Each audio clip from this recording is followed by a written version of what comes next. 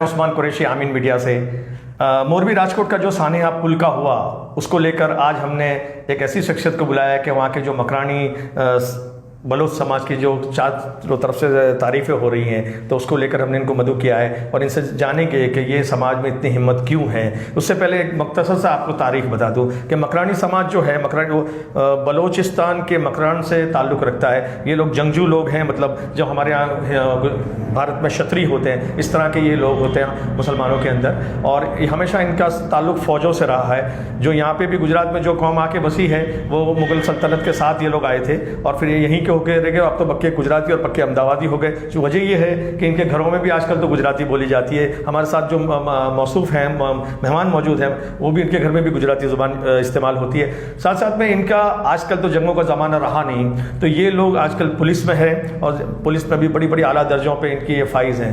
तो आज जो हमारे साथ मेहमान मौजूद हैं वो हैं जनाब जाकिर रिंद साहब। जाकिर रिंद साहब आपका खुसूसी खैर मकदम करते हैं यहाँ पे आमीन स्टूडियो में।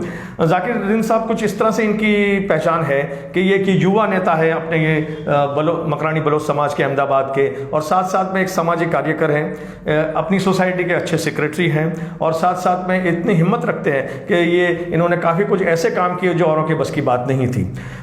ये खुद का इनका एक बिजनेस है और तालीम से ये इंजीनियर हैं, लेकिन वो शोबे में को छोड़कर इन्होंने अपना एक कारोबार संभालते हैं। तो जाकिर रिंद साहब, सबसे पहला आपसे ये सवाल रहेगा कि जो ये मोरबी राजकोट में जो पुल टूटने की तारीख क्या है, मतलब ये पुल कैसे कब बना और किसने बनाया था, और आजकल ये मकरानी समाज की जो चारों तरफ से बोलबाला हो रही है तो उस पर आप कुछ कहेंगे? जी ज़रूर।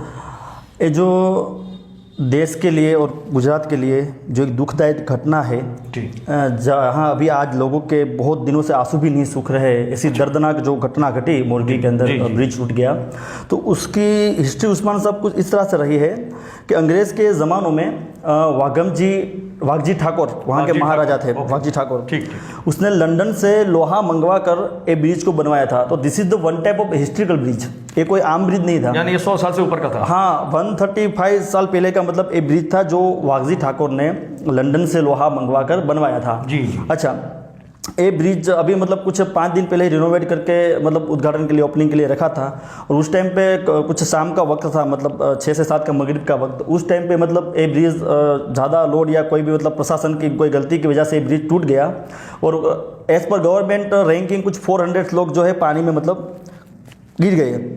उस टाइम पे बाजू में एक मकरानी वास है जहाँ मतलब बलोच मकरानी की आबादी रहती है। ठीक है। जैसे इन लोगों को न्यूज़ मिले कि मतलब ब्रिज टूटा है, उन लोगों ने अपनी ना जान की, ना माल की, ना कोई चीज़ की मतलब परवाह किए बगैर दौड़ लगाई, और दौड़ लगाकर पानी में कूदे, और जो लोगों को बचा सकते थे उतने मैक्सिमम लोगों को बचाकर बाहर ले आए। बहुत अच्छा। हालांकि एक काम कोई छोटा मोटा काम नहीं, अपनी जान की मतलब बाजी लगाने वाला काम था। नहीं, मैं आपको यहाँ रोक कर जगदीश ठाकुर साहब की जो इसके ऊपर एतराफ़ है वो दर्शकों को सुनाऊं, फिर हम आगे बढ़े। तो सुनिए। जेवी खबर पड़े छे आ मकराणी वास मुस्लिम મહેલામાંથી ઘર બાર છોડીને વસ્તી બચાવ કાર્યમાં લાગી જાય છે કહેવાનું ને પત્રકારોએ કહ્યું કે આ મકરાણી વાસના 100 યુવાનો દોડ્યા ના હોત તો જગદીશભાઈ મૃત્યુ આંક 400 કરતા વધારે હોત। हाँ, तो मकरानी साहब